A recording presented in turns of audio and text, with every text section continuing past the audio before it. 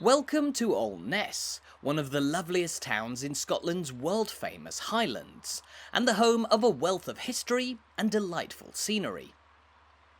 Here we're taking in a view of the pleasant River Avon, also known as the River ALNESS, which flows for about 10 miles across Easter Ross towards the Cromarty Firth, passing underneath this bridge on its way.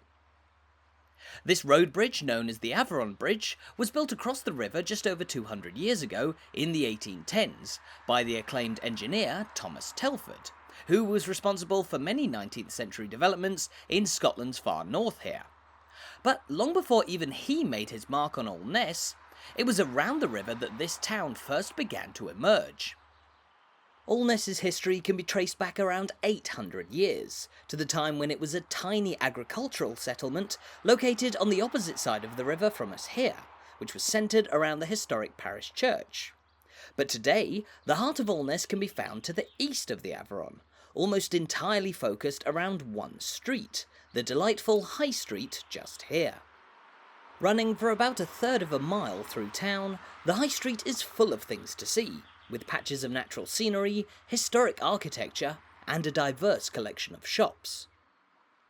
Certainly well known for its excellent selection of shops, ALNESS is arguably even more famous for its collection of floral displays dotted around the town centre, displays which have been responsible for turning the tranquil town of ALNESS into a serial winner of the annual Britain in Bloom competition, with the town having taken national awards on no less than 4 occasions, and even having been crowned the very first Champion of Champions back in 2006. We'll see a few of ALNESS's famous flower beds as we make our way through the heart of town. But beyond flowers, there's plenty more to uncover in ALNESS, with characteristic Scottish architecture dominating the high street, and a bustling local community of around 6,000 people. Many locals mingle in and around the community-run establishments of ALNESS High Street, while many others who live in this delightful town also commute to work in other towns around the region, from Invergordon just to the east, Dingwall to the south, as well as the major city of Inverness, the capital of the Highlands, which is located about 20 miles away from here. Of course, many people come from those surrounding settlements to visit ALNESS too, and here we're passing by the Commercial Hotel, one of the main lodgings on the High Street, which is home to a handful of lovely rooms, its own bar, and more than 100 years of history. In fact, ALNESS's High Street has long been a popular place for people to stay when journeying through Scotland's far north, as for many years this street was actually part of the Great A9 Road that runs from Scotland's central belt all the way up to Thurso on the northern coast, although the modern A9 now bypasses the centre of ALNESS. When the High Street was part of the A9, there was often a lot more traffic passing through the town centre than there is today, and the bypasses actually helped to bring a real air of tranquility back to ALNESS's central street, a tranquility which has played a big part in the huge number of awards that this town has won over the past few decades. Here on Mitchell's Lane, we find a wall decked out with many of ALNESS's most prized awards, a large number of which are of course plaques recognising the town's beautiful local flower displays, often Scottish champions, sometimes even British champions, and back in 2003, even European champions. There are plenty more ALNESS awards that we could talk about. This town was even crowned the home of Scotland's best high street back in 2018. But just across Mitchell's Lane from us here, there also stands one of the town's most recognisable and most poignant monuments. This is the town's Memorial Garden, which is especially notable for the large propeller at its centre. Mounted here after it was found in the waters of the Cromarty Firth, this propeller is actually from a World War II era Catalina seaplane, one of the most common types of seaplane used in the war, and one which was almost a daily sight in wartime ALNESS. As you can see from this memorial plaque, many members of the Allied Armed Forces served in the ALNESS area during the war, one of the main reasons being that this area was used as a training base for seaplane pilots from all over the world. The Cromarty Firth, home to relatively tranquil waters and located away from the main theatre of conflict in the war, was an ideal base for training seaplane pilots. In fact, at its peak, more than 22 seaplane crews were being trained every month to fly Catalina and Sunderland seaplanes. A huge number of people that inevitably brought a major change to the local community. Thousands of people from the Allied armed forces began flocking to ALNESS during the war, from countries as far away as Poland, South Africa, Canada and more. But while they caused the town's population to rise rather dramatically over just a few years, they were greeted with real warmth by the locals. And many families who live in ALNESS today can trace their origins back to that influx of international troops during the war. Now, there's plenty more wartime heritage to be found in and around ALNESS, and we'll talk more about that later on. But you'll have noticed that we've now returned to the town's busy high street, and just up ahead across the road, there stands one of ALNESS's most fetching buildings of all, the local bank. Built back in the early 20th century, this branch of the Royal Bank of Scotland stands out immediately to all passing down ALNESS's high street, not only because of its striking design, but also its eye-catching colour, the bank built of red sandstone, the predominant type of rock in this area of Scotland. You'll find many more red sandstone buildings around ALNESS and in its neighbouring towns. But as we continue down the high street now, let's think back to a period when none of the buildings surrounding us today had yet been built. As we mentioned earlier, ALNESS's history can be traced back around 800 years, when it began life as a tiny farming settlement on the other side of the river from us. It's likely that the people who lived in medieval ALNESS also operated a small port near the mouth of the river, where it flows into the Cromarty Firth, although the main place of settlement was very much inland around the old parish church, which is thought to have been a fairly boggy area for people to live. In fact, we know this through ALNESS's name, which is thought to literally mean the place of the Allen. The Allen likely deriving from an archaic Celtic word meaning bog or marsh. That's one of the reasons that there are so many places, and specifically rivers, named Allen around Scotland. But despite being the place of the bog, ALNESS here has been the site of a fair amount of riveting historical events. Around the time of the 14th century, the very first bridge was built across the river, easing passage for those travelling through Easter Ross, this being the eastern part of the historic Scottish county of Ross-shire. As we saw at the start of our walk, that original medieval bridge has since been replaced, and it's now not alone in crossing the River Avon. The waterway also bridged by a 19th century railway viaduct, which carries trains passing through ALNESS on Scotland's magical Far North Line.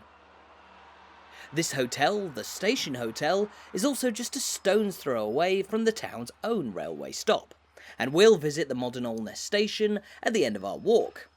However, it was roughly 150 years before trains began chugging into ALNESS that this historically tiny settlement first found itself gaining attention across the country. Back in 1715, ALNESS here was caught in the crosshairs of the Jacobite Risings, the series of rebellions against the new British King George I, staged by those sympathetic to the descendant of the Stuart King James VII, who was deposed from the throne back in 1688. At the time, pro-Jacobite sentiment was particularly strong up here in the Highlands, but that wasn't universal, because around ALNESS, the two main local clans were split in their support on who should be king. If you want to learn more about this period in ALNESS's local history, then the town's lovely heritage centre here is the place to go. But to make a long story short, the local clan Mackenzie backed the Jacobites, while the rival clan Monroe backed the British government. This clash of ideas eventually came to a head in 1715, when the two engaged in a small battle here that was known as the Skirmish of ALNESS. True to its name, the skirmish saw just one death, but also a successfully executed attack by the pro-Jacobite clan Mackenzie, who pushed Clan Monroe and the government troops back out of ALNESS. This military skirmish was the first major historical event to take place in what was still a tiny countryside settlement.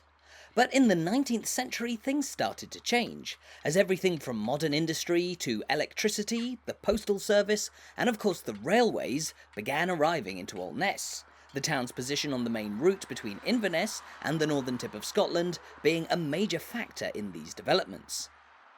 And in the middle of that historic route, today we find another local memorial, this being the original ALNESS War Memorial. While the propeller we saw back on Mitchell's Lane was dedicated to all the people who came to ALNESS to serve during World War II, this memorial, unveiled back in 1921, pays tribute to all the local people who lost their lives while fighting around the world in the First World War, the Second World War, and the Troubles in Northern Ireland. The memorial bears the names of 114 ALNESS locals, and it takes the form of a towering Celtic cross made of that distinctive local red sandstone, serving as a major monument that marks the eastern end of ALNESS's award-winning high street. But despite coming to the end of the town's central road, we'll continue on, along what from here is known as Dalmore Road. And across this road, we can see the rather impressive Perrins Centre, built back in 1903. Serving as a community centre, and complete with a library, a function room and more, the centre was donated to the people of ALNESS by a man named Charles William Dyson Perrins, who owned a large country estate just outside this town, but who was most notable as the grandson of William Perrins, one of the two men who created the recipe for Lee and Perrins' famous Worcestershire sauce. And that's not ALNESS's only association with food and drink, as you'll also find not one, but two famous whisky distilleries just a short walk from the town centre, which we'll discuss in a moment. But here we find ourselves on the market square. Unusually positioned a fair distance away from the modern town's main centre, there's actually not all that much information about the history of this square. But what we do know is that this market square was recently redeveloped in 1999 into its current form, having starred ever since as one of the focal points for ALNESS's many entries into the various In Bloom competitions over the last couple of decades. As such, the market square is today far more closely associated with beautiful flower beds than it is traditional markets, though it's also a nice little spot to venture out to when you're in town. Not least because there's also a fascinating landmark facing the square just across the road here, that being the Masonic Lodge. Completed back in 1903, this historic meeting place was rather interestingly constructed with the stones of the former United Free Presbyterian Church that stood in the centre of Inverness during the 19th century, but which was demolished to make way for the large bank building that now stands on the corner of Drummond Street and Union Street in the centre of the city. Inverness, of course, is the main economic centre of the Highlands, and the city to which many ALNESS locals commute day in and day out to go to work, located about half an hour by car, or an hour by train, away from this tranquil Ross-shire town. But that doesn't mean that ALNESS doesn't have industry of its own. In fact, as we just mentioned, this town has been a centre of whisky production for more than 200 years now, in not one, but two local distilleries. The oldest and most centrally located is the Teeninich Distillery, located just beside the river on the other side from us now. It was opened all the way back in 1817, beside the historic Teeninich Castle, a grand manor house that once upon a time belonged to members of Clan Munro, but which you can now stay in, as it's been converted into an exquisite hotel. Having been operating for more than 200 years now, the Teeninich Distillery doesn't bottle its own whisky, but the malt that's produced there is used in famous brands of Scotch, such as Johnnie Walker Red Label. But that's not the only distillery in the area, because just outside ALNESS's borders, in the neighbouring village of Dalmore, you'll also find the Dalmore Distillery, which opened back in 1839.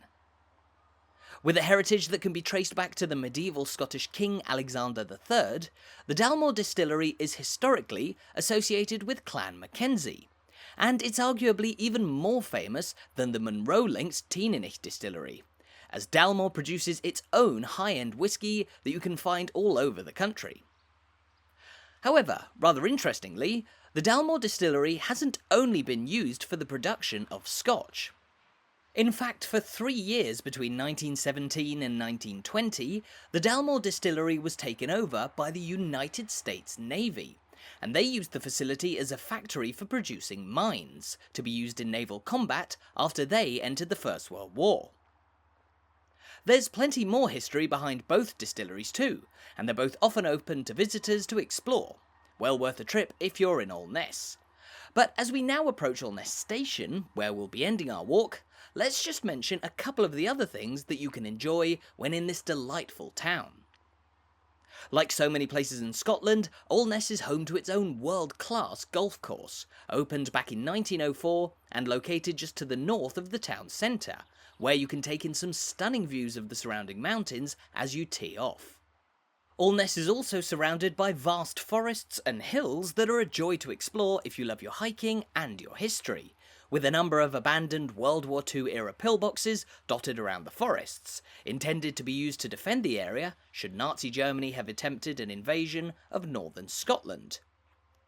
There's also historic monuments like the Irish Monument high up above the town, and many more castles and grand estates to be found. And as we can see just here, it's very easy to reach ALNESS. You can just hop on a train from Inverness and journey up the Far North Line to this modern station, which is sadly the place where we've reached the end of our walk around ALNESS. Thank you so much for watching this video. I really hope you enjoyed it, and I hope you're looking forward to visiting ALNESS for yourself sometime soon.